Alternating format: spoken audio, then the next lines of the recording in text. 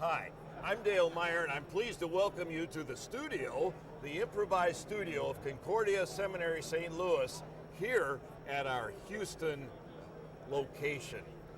We're at the convention of the Lutheran Church Missouri Synod right here in Houston. We're in the exhibition hall, and our tech services people have set up this little studio, and on the set is the next star of American Idol. Yes. Dr. Kurt Krieger, the newly elected president of Concordia University, Irvine. That's Congratulations on your election. Tell me about this. Thank you, sir. Thank you. Well, it really is an honor and privilege actually to be going back to Irvine. My wife and I spent 19 years in Irvine, where I served as a prof and also as an administrator. And we left 5 years ago to serve the Synod, the greater good, come to St. Louis, where I was involved with and helped the Concordia University system. So actually it's going back home for us. So you were a professor at Irvine. What was your discipline? American literature. American literature. So I gotta talk good for you, don't I? So far you're doing well, yes. Okay, American literature, and then you got into administration, which happens to so many professors. And then you went to be the executive director, is that the right title, the Concordia? Executive director of the board for university education and also president of the Concordia University system. Two titles. Okay, and how, in hindsight, has that prepared you for your new duties as president of the university? Well, it certainly has. It certainly has. One area that I probably was not as familiar with as I should have been is the financial area. And after 5 years visiting our Concordia University system schools and reading audits, that was exciting literature. It was very exciting literature, yes. And I circled all the grammatical errors. But I did. It was a compressed learning experience for me to learn the finances of higher education. And, well, you know, Dale, a president has to be familiar with the finances of higher ed. We have 10 Concordia colleges or universities. Correct. 2 seminaries, and so you got a view of the finances. Let's stick with that while we're on the topic. How has the financing of our schools of higher education changed? Well, certainly changed dramatically over the last 40 years. 40 years ago, 35 years ago, the Synod pretty much funded the efforts of the educational efforts of our schools and our seminaries. And how did that work out specifically? How did the seminary or Concordia College, they were all called colleges, and how did they get that money? Well, the money came into Synod, into St. Louis, and then it was distributed back out to the Concordias when they demonstrated a need, not only for student scholarships, but also for buildings and other things on campus. And that's changed today? Today, Synod Inc. Gives very little money in support of our Concordias, although people of our church are very, very generous to all 10 schools and, of course, to the 2 seminaries. I think a couple of things can be said. First of all, this is not that the leadership of the church doesn't want to give this subsidy money out. Absolutely they not. certainly do if they could. They're actually receiving less real dollars than they did in the 1970s, I believe, in St. Louis. And the second thing is that where that subsidy has declined, the people of the Lutheran Church Missouri Synod has stepped forward. They certainly have. The Synod, in the sense of all the pastors and people in the pews, are continuing to support their schools. To a very great extent, yes. It's just a different funding model. Right. Now, this is interesting to me. We are, at the 2 seminaries, heavily dependent upon donations, not tuition, because if we charge the student the whole tuition cost and didn't help out, they could never repay it. How do the universities and the colleges work? Very similar way. Concordia Irvine last year discounted student tuition by about 44%. In other words, 44% of the cost of their education was subsidized by the university, by endowment gains, when there are endowment gains, but also by contributions. That's a little high. I'm not sure what it is at the seminary, the discount rate. With scholarship and the grant, it comes to about 50%. 50%, yeah. Well, in higher ed, you try to get under 40%, and we are trying to bring that rate down so that our financial picture looks better. Our discount is actually in the low 30s, about 35%. Oh, I see. And then on top of that, then we give out scholarship. Theoretically, if we received enough donations from the people in the pews, a student could have his whole way paid, the 30-35% discount and then scholarship all the way. You get a lot of revenue though from tuition, don't you? Absolutely. And you don't only have church work students, you have, what kind of programs do you have? Well, we also, to this point, we also have graduate programs that we discount 0%. Our grad students, the teachers in Orange County and LA, the public school teachers, they pay 100% of the tuition. And we have a huge master's degree in coaching and athletic training, about 500 students in there, and their tuition is not discounted. So what happens in reality is that these graduate programs, in a sense, subsidize the undergraduate students. Going back to your 30,000-foot view of the university system, what were the other things that you learned, maybe surprised you when you got into your position?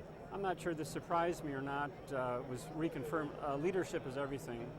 If you have the right leadership at a school, and that leader or those leaders can bring like-minded people together to establish a vision and then work toward it, that school will probably succeed.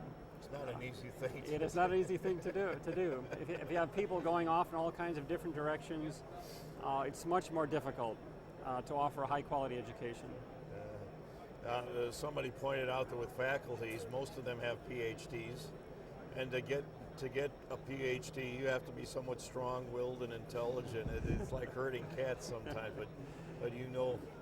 Oh, we have wonderful faculty at Irvine. So. It must be the weather. It could be that Mediterranean climate. Yes. Yeah. So Ed, when are you going to be installed?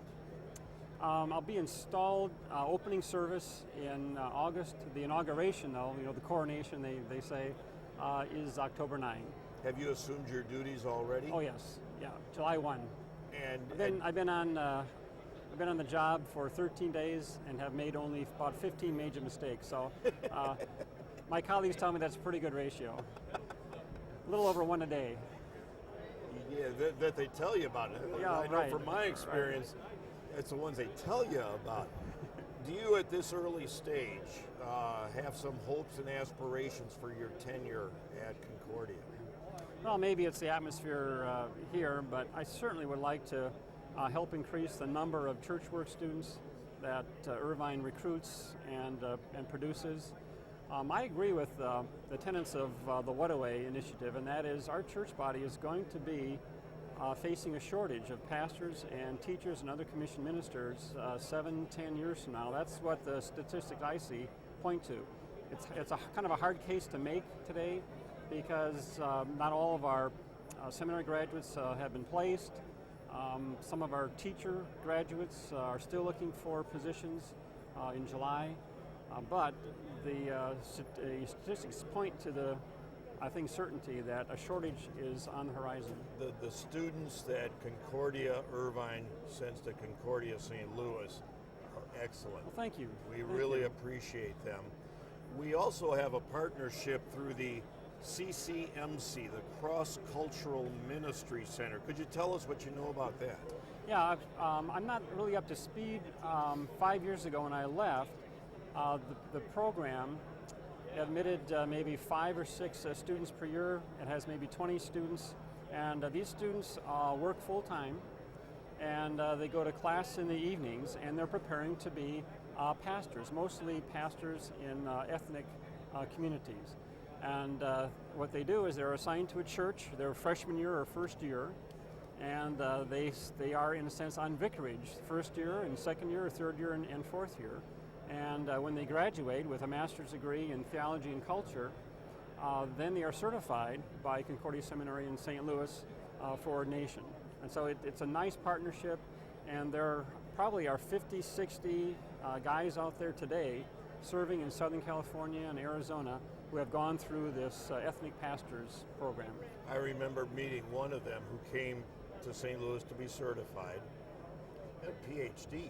Yeah, well, yes. We're talking about some very able people who can meet the ethnic need, often in the city, in ways that the church might not otherwise meet. They're from, most of them are from, that community, and they're serving in that community, but they want to have this first-class education so that they can serve even more effectively. Who is the director of the CCMC? Oh, that's Greg Seltz. Greg Seltz. Yeah.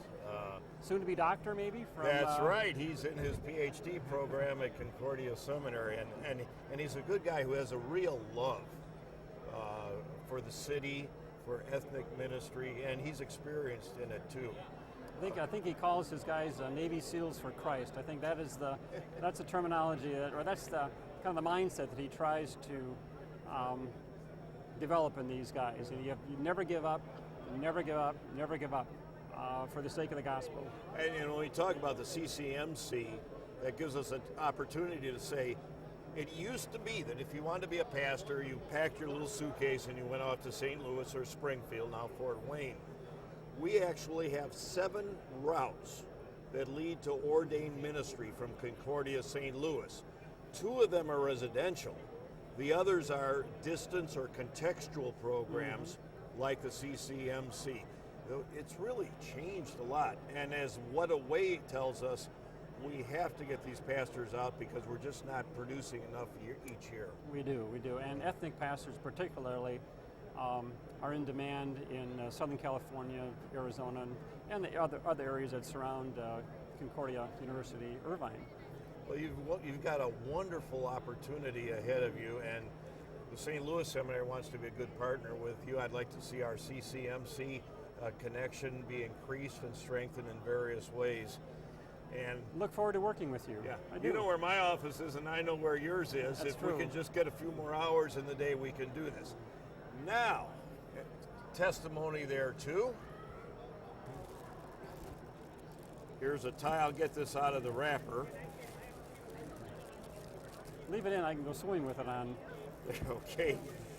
Concordia Seminary tie, Dr. Krieger. All right. Thank you, sir. Our pleasure. God bless you, your family. Have you moved? We have moved. You have moved? Yes, we are still unpacking boxes, but we have moved. Good. Yeah. And blessings to you as well, and to your great ministry at Concordia Seminary. Well, we'll try. God bless you, Kurt. Okay. Thanks a lot, you. Dale.